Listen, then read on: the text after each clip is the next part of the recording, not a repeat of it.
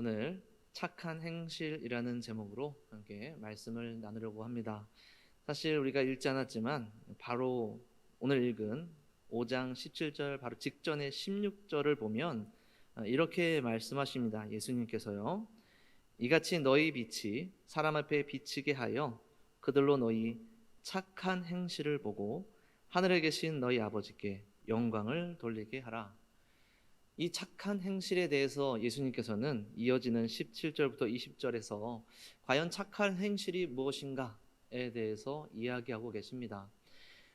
산상수훈에 등장하는 이 내용, 평지에 서서 많은 무리들 앞에서 이 말씀을 전하실 때에 많은 무리들이 헷갈리거나 혹은 오해하거나 누군가는 비방했을 만한 내용입니다.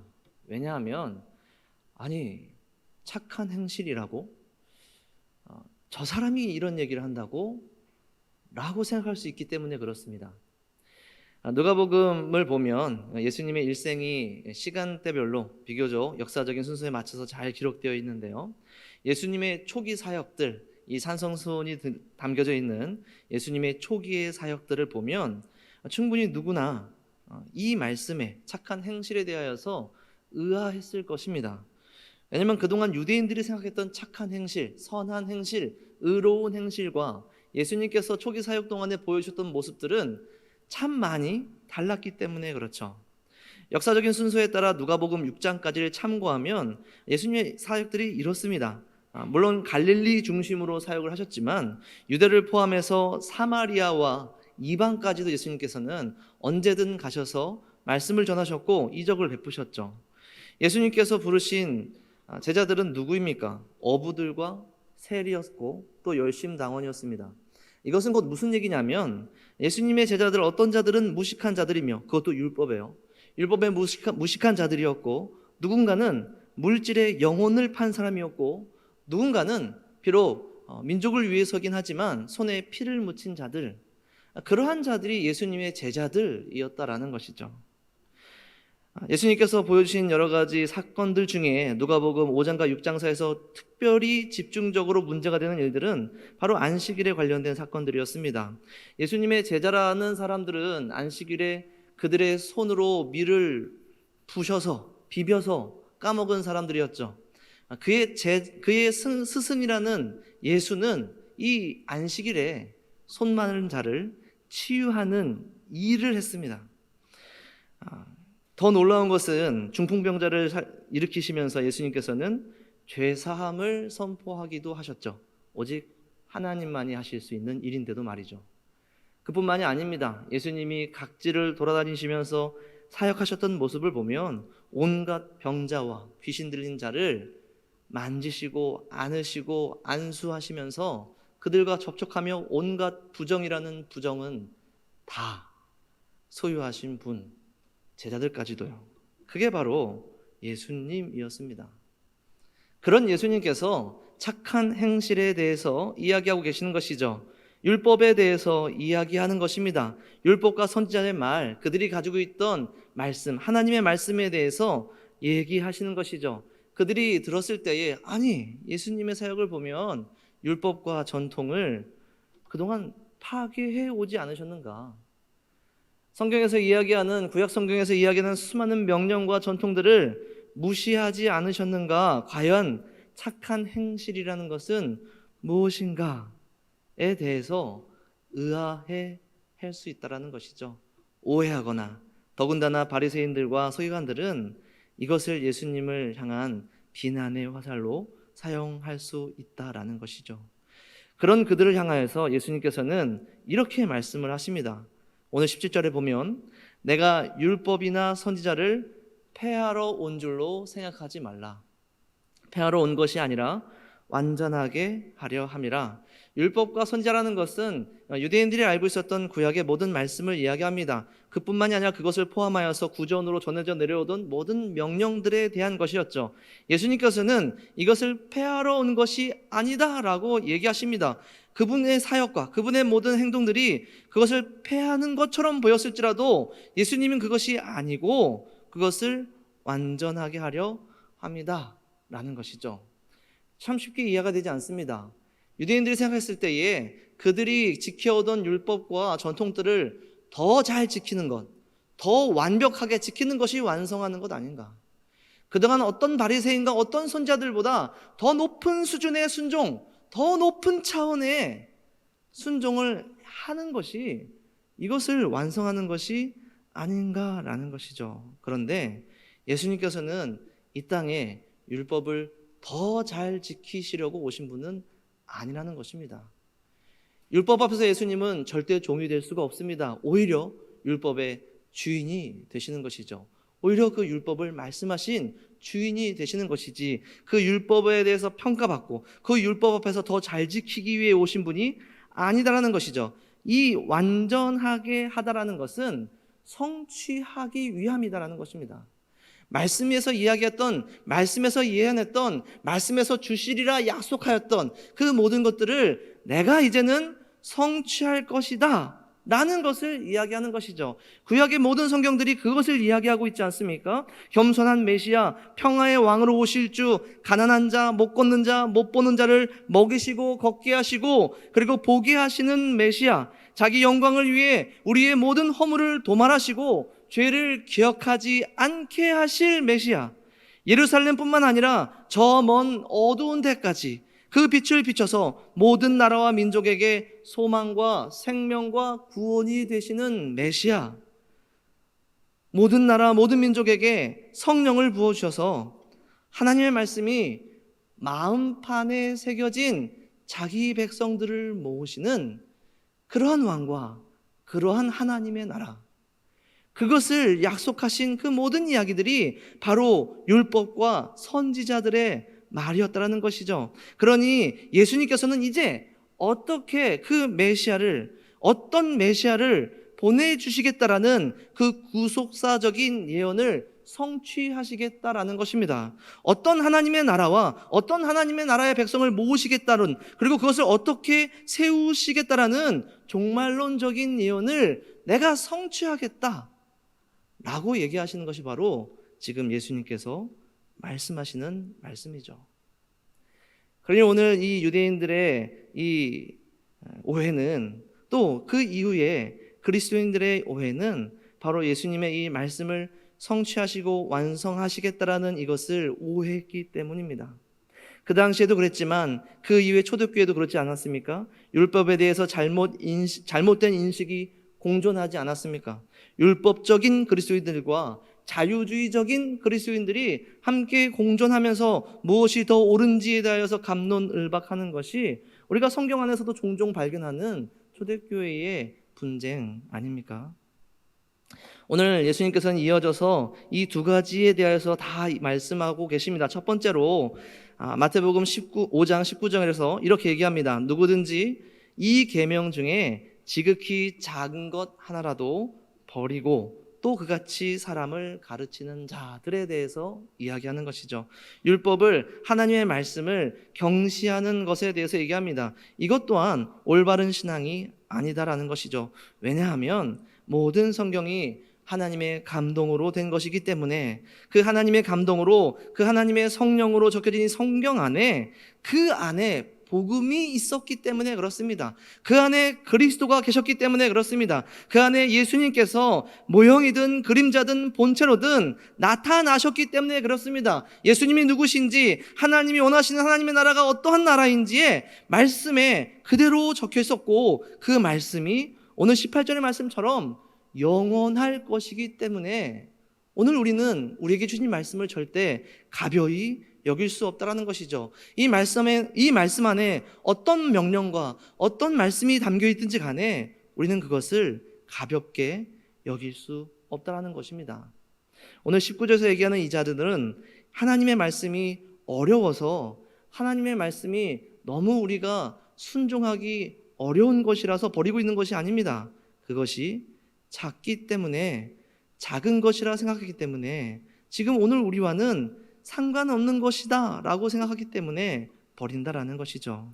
그러나 하나님의 말씀은 구약의 백성이든 신약의 백성이든 과거이든 현재이든 아니 미래이든 오직 예수 그리스도를 통해 어떻게 준비되었는지, 예수 그리스도가 어떻게 성취하셨는지 또 이제 우리에게 새로운 약속을 주셔서 그것을 어떻게 성취하실 것인지에 대한 내용이 가장 빼곡하게 적혀 있는 것이기 때문에 우리는 이 안에 담겨 있는 어떤 작은 말씀이라도 하나도 가벼이 여기지 않고 놓치지 않고 버릴 수 없다라는 것입니다.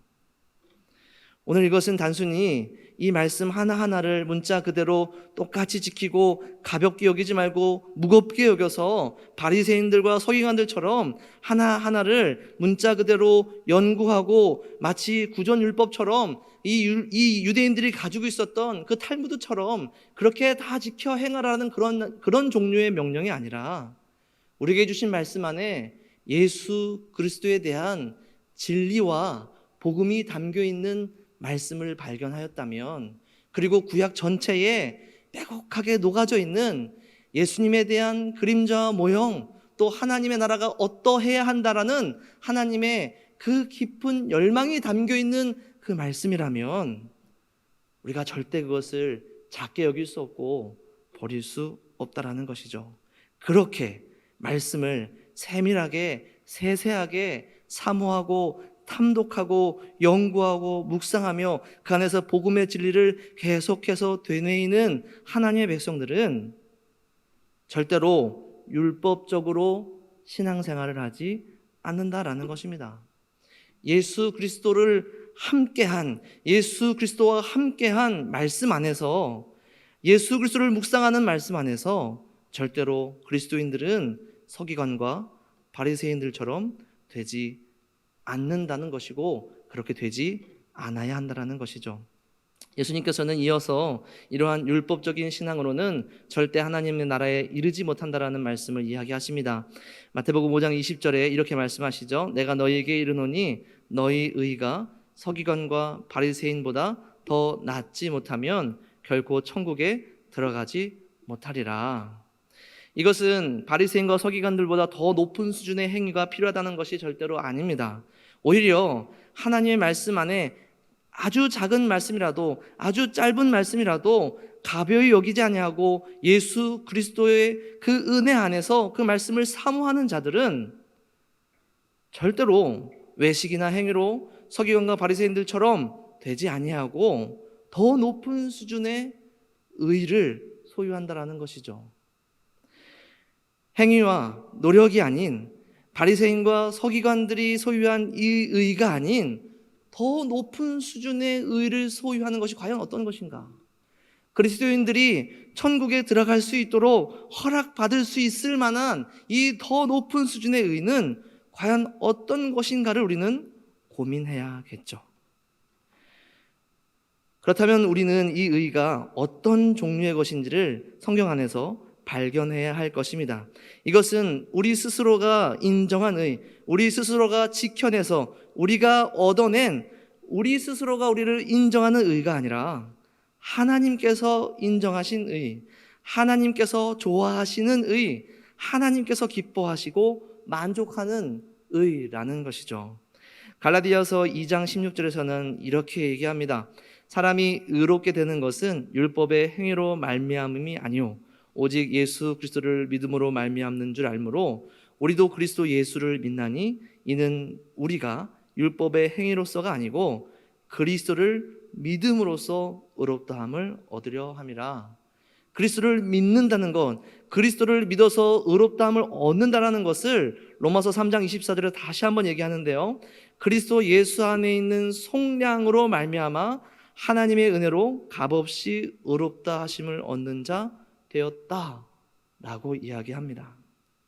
이것은 이런 얘기죠. 우리가 그리스도 예수를 믿는다라는 것은 예수 그리스도 안에 우리의 죄를 대신 속죄해 주신 그 속량이 있음을 믿고, 또 그것으로 인하여서 그리스도를 믿는 자마다 하나님께서 그들의 죄를 없이 하여 주신다라는 것을, 하나님께서 그의 죄를 잊어버리신다라는 것을 믿는 자들, 그것을 믿는 자들에게, 그 은혜를 믿는 자들에게 주시는 의라는 것입니다. 우리의 의가 아니라 그리스도를 믿는 의죠. 그리스도를 믿는 의는 이런 것입니다.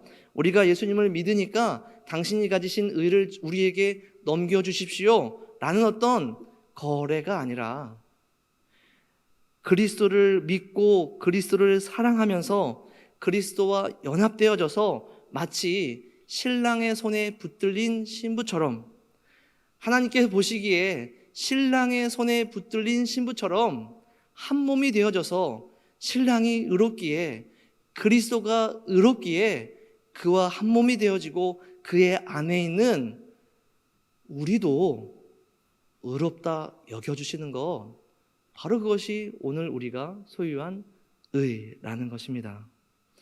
그리스도로부터 전가받는 의, 믿음으로 의로움을 구입한 그러한 거래가 아니라 사랑하는 남편을 통해서 한 몸으로 여겨져서 하나님 앞에서 의롭다 여겨지는 그러한 순간이라는 것이죠. 그러니 오늘 우리의 의는 단순히 우리가 믿음을 고백했다라는 그 사실로부터 유지되는 것이 아니고, 우리가 그리스도와 손을 붙잡고 사랑하는 관계, 신뢰하는 관계, 그 안에서 기쁨과 은혜를 누리는 그 관계를 유지하는 가운데 하나님이 그런 우리를 보시면서 좋다, 참 좋다, 참 의롭다 여기시는 그것이 바로 오늘 우리가 가지고 있는 의로움이라는 것입니다.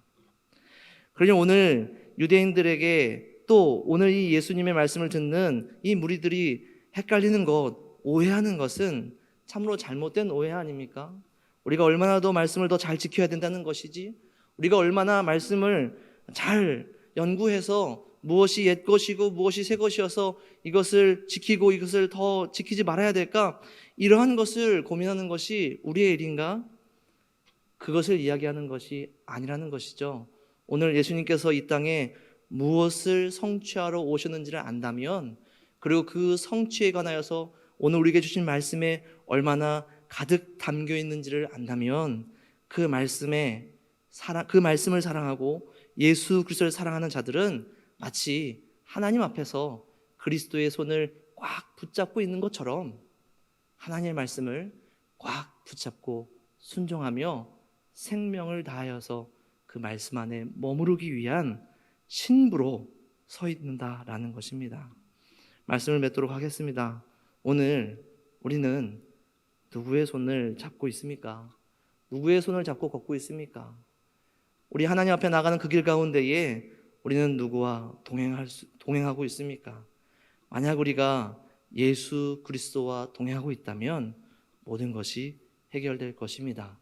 말씀 안에서 예수님을 발견하는 것도, 말씀 안에서 예수님의 음성을 듣는 것도, 말씀 안에서 우리가 생명을 다하여서 붙들어야 될 것이 무엇인가를 알고 순종하고 또 그것을 행할 능력과 용기와 담력을 얻는 모든 것들이, 우리가 예수 그리스도를 굳세게 붙잡고 신랑 대신 예수님과 함께 동행하는 그 안에서 완성될 줄 믿습니다. 그 안에서 우리도 성취될 줄로 믿습니다. 우리의 신앙에서 예수를 빼어도 문제가 없다면, 예수를 빼고 말씀을 묵상하고 예수를 빼고 말씀대로 순종하고 예수를 빼고 말씀대로 나눈다면 사실은 그것이 가장 큰 문제가 아니겠습니까? 무엇이든 그리스도와 함께 그리스도 안에서 걷고 나누고 순종하며 온전히 성취하는 주의 백성들이 되시기를 간절히 소원합니다. 기도하겠습니다.